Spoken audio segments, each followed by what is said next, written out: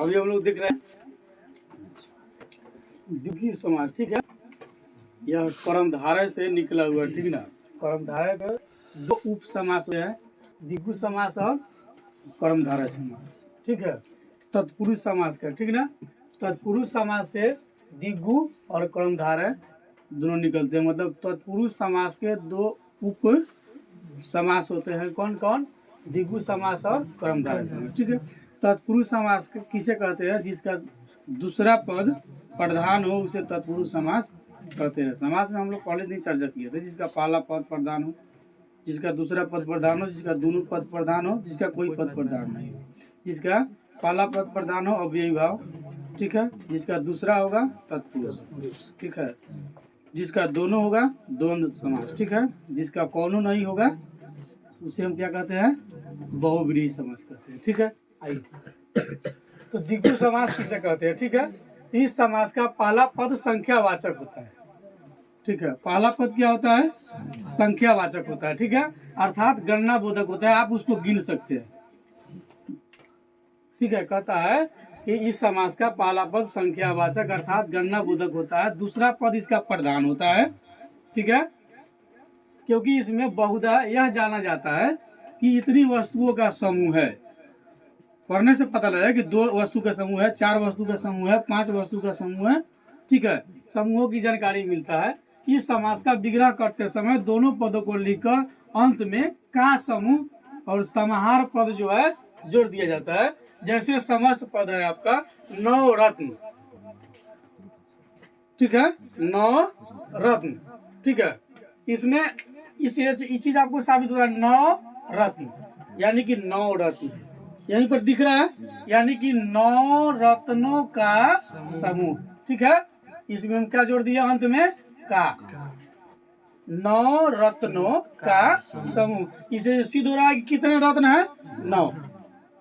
8 रत्न लिख देगा तो मतलब 8 रत्नों का समूह। 5 रत्न लिख देगा तो 5 रत्नों का समूह, ठीक है। यानी इसका पहला पद जो होता है वो क्या होता है? संख्यावाचक होता है, ठीक है। पहला पद क्या होता है? संख्यावाचक होता है, ठीक है। दूसरा है जैसे 8वारा, मतलब 8 दिनों का समूह। कोई किसी के पैसा मांगने जाता है ना, तो कहिए देव जा आज 8वारा आई है, मतलब 8 दिन का समूह जब खत्म हो जाएगा तब आइएगा हमारे यहाँ, बीच में नहीं आइएगा। 8वारा का मतलब 8 दिनों का समूह। इसे पता लग रहा है कि हम इसको गिन सकते हैं, संख्यावाचक है, ठीक है। तो द्विगु समास किसे कहते हैं? जिस समास का पहला पद प्रधान हो और दूसरा पद प्रधान हो।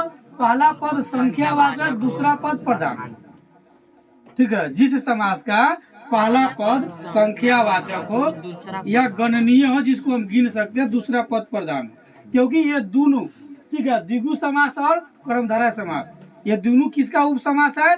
तत्पुरुष समास का। तत्पुरुष समास किसे कहते हैं? जिसका दूसरा पद प्रधान होता है उसे तत्पुरुष समास कहते हैं। क्योंकि समास में कम से कम 2 पद निश्चित मिले होते हैं, ठीक है।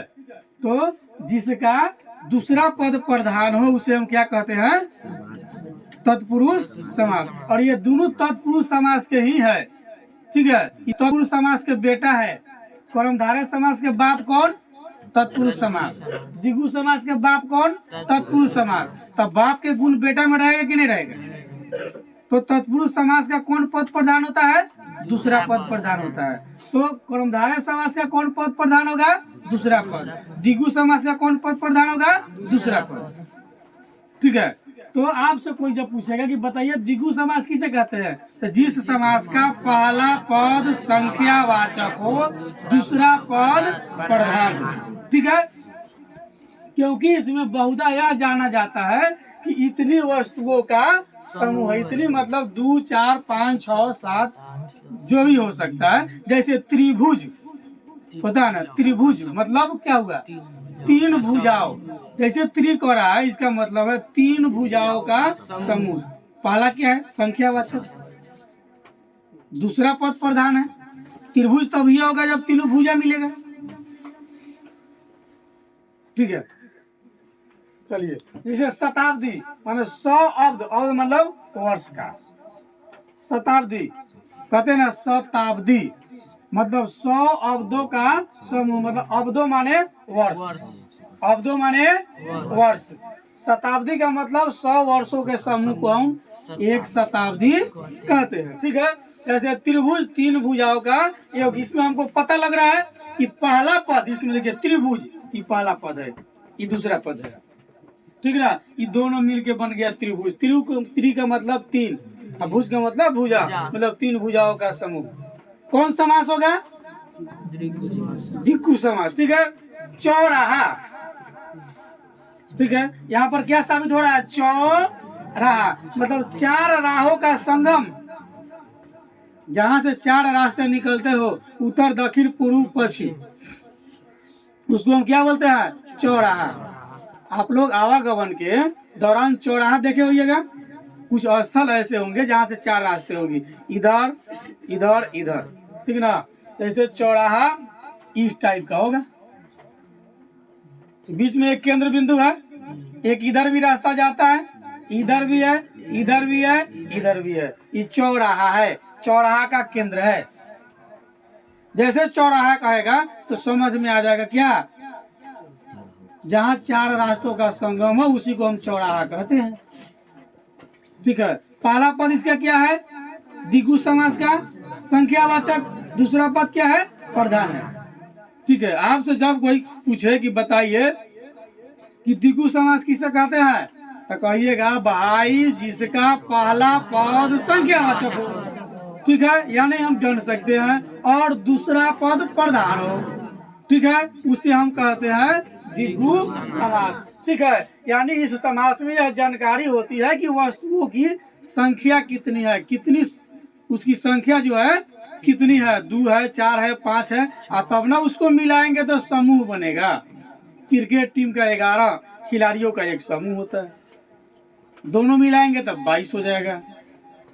नहीं, चलिए इस समास को जो हम विग्रह करेंगे तो विग्रह करते समय दोनों पद को लिखकर अंत में का समूह यानी कि समाहार पद में हम जोड़ देते हैं। ठीक है, जैसे ये सभी उदाहरण है, नवरत्न, अठवारा, द्विगी, शताब्दी, त्रिभुज, चौराहा, पंचरात्र, सिपाही, चौबारा। सिपाही का बड़ी अजब नाम है, सिपाही मतलब सी माने 3 पैरों का, सी माने 3 पैरों का समूह, उसे हम सिपाही कहते हैं।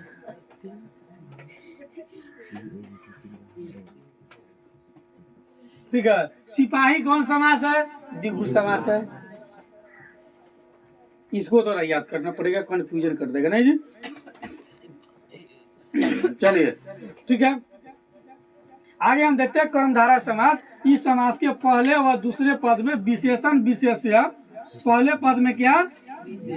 विशेषण और विशेषण। विशेषण समझते हैं, जो किसी के बारे में जानकारी विशेषता को जो बताती है, जो किसी की विशेषता को बताता है। जैसे जेपी नंबर 1 डाकू, जेपी की विशेषता है, जब वो आए तो रास्ते तो हट जाओ, उसको दिखा के सोना चांदी गहना उना रखो नहीं, दौड़ते उड़ते रोडे पर से चैन छीन के चल देगा।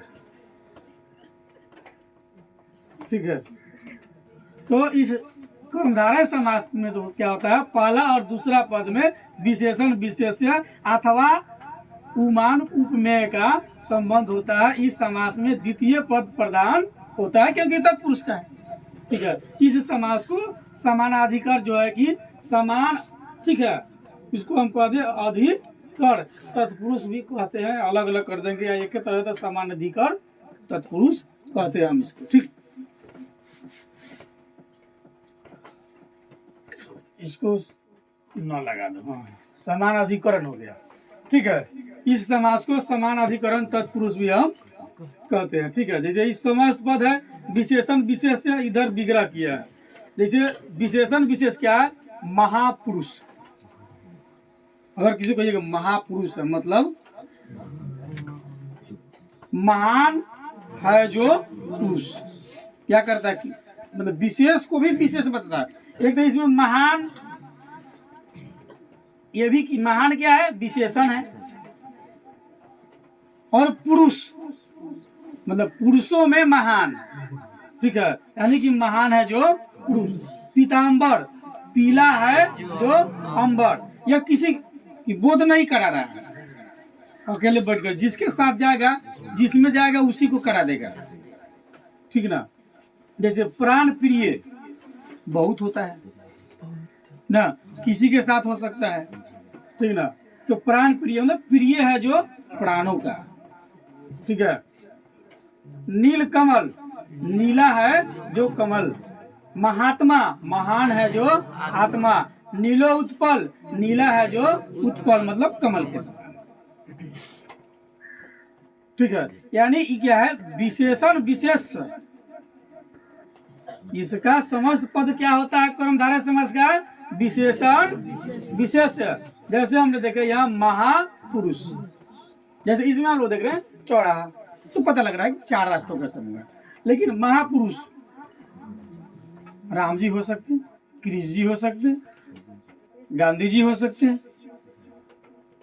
जिसके साथ लग जाएगा विशेष नहीं, विशेष वहू से आगे चला जाएगा, यानी विशेषण का भी विशेष है, ठीक है। इसमें जितने भी, इसके अलावा कुछ और भी एग्जाम्पल है, ठीक है, जो हम लोग नेक्स्ट दिन इसकी चर्चा करेंगे। आज उम्मीद करते हैं आप इसको समझ गए होंगे।